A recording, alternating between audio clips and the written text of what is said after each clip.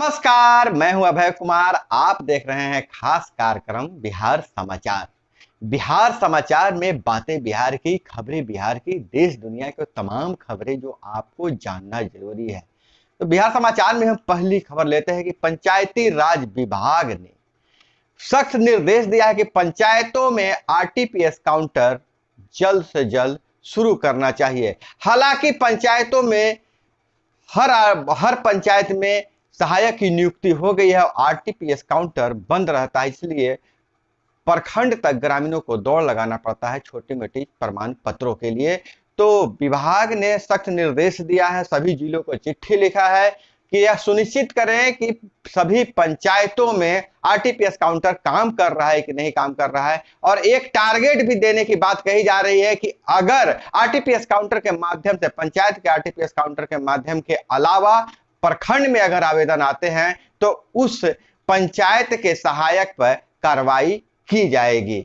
हालांकि RTPS counter के लिए हर जगह कर्मी नियुक्त हैं, लेकिन बहुत सारे पंचायतों में ऐसी शिकायतें मिल रही थी कि वहां आरटीपीएस काउंटर काम नहीं करता है, कर्मचारी नहीं रहते हैं, सहायक वहां नहीं रहते हैं, जिस कारण उनको प्रमाण पत्र बनवाने के लिए, प्रमाण पत्र लेने के लिए प्रखंड कार्यालय का चक्कर लगाना पड़ता है। तो विभाग अब इस पर सख्त हो गया है और आरटीपीएस काउंटर हर हाल में पंचायत में खोलना पड़ेगा और लोगों का प्रमाण पत्र बनाना पड़ेगा। इसकी ग्राउंड ये जीरो से जाकर रिपोर्टिंग करेंगे वीडियो साहब। और अगर फिर भी प्रखंडों में ज्यादा आवेदन आता है और पंचायत के काउंटर से नहीं आता है तो उस सहायक पे कार्रवाई की जाएगी। और दूसरी खबर यह है कि बिहार में भी एनपीएस में मृतक के आश्रितों को पुरानी पारिवारिक पेंशन देने की तैयारी, केंद्र की तर्ज पर नियमावली बनाने के लिए कमेटी गठित हो गई है, रिपोर्ट जल्द आएगा।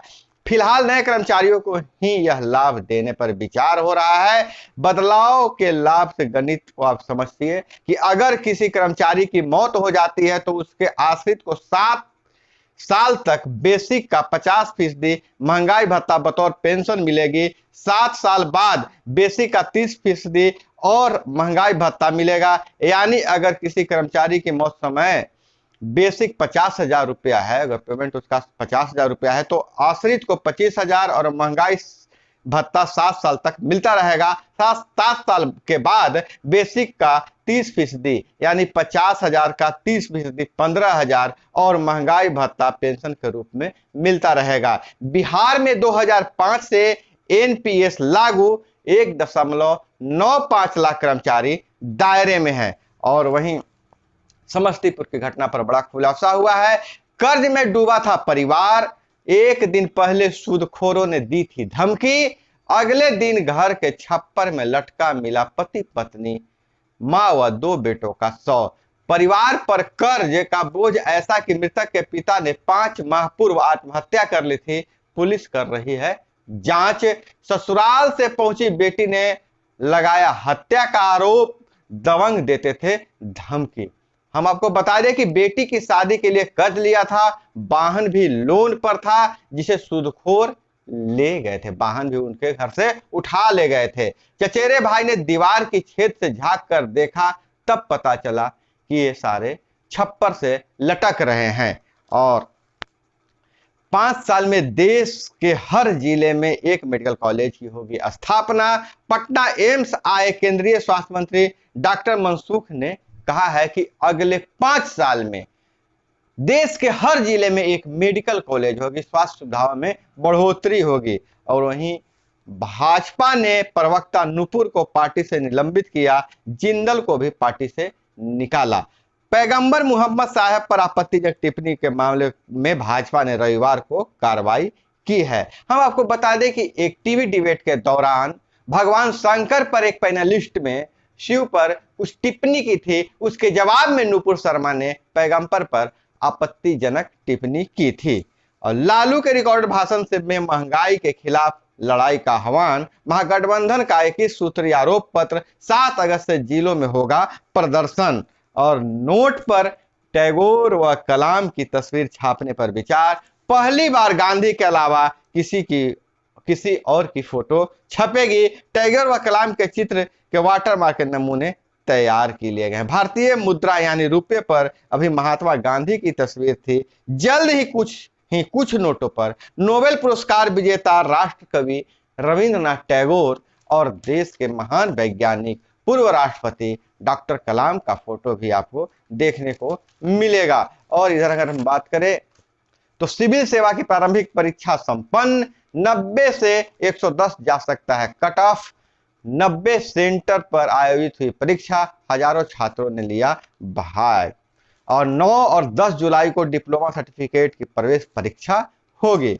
और इधर तेजस्वी यादव बोले, जब राष्ट्रपति, तीनों सेनाध्यक्ष, पीएम और सभी सीएम हिंदू हैं तो हिंदू खतरे में कैसे है। आरोप पत्र जारी करने में अब्दुल बारी सिद्दीकी नहीं हुए थे, शामुल श्याम रजक नहीं बोले। और राजद का साथ वक्त की जरूरत, 24 को फांसीवादी सरकार हटाना है, दीपंकर भट्टाचार्य का बयान है। नगर निकायों में वास्तुविदों और इंजीनियरों का निबंधन पर रोक, जिलों में होने वाले निर्माण पर नजर। रक्सौल में खाद्य प्रयोगशाला होने से भारत नेपाल के बीच व्यापार बढ़ेगा, डॉक्टर मनसुख, केंद्रीय स्वास्थ्य मंत्री। सुपौल में आधी रात व्यवसायी के घर घुसे डकैत, दंपति को पीट 10 लाख का डाका डाला। और वहीं ज्ञानवापी विवाद, मस्जिद परिसर में मां श्रृंगार गौरी पूजा का हक मांग रही हैं महिलाएं, परते खुलनी बाकी, बात शिवलिंग की पूजा के अधिकार की नहीं है, सिर्फ चबूतरे पर ही होती है पूजा। 1991 से ही देवी के दर्शन बंद हैं। सीता साहू ने बताया क्यों उन्होंने कैसे दायर किया केस।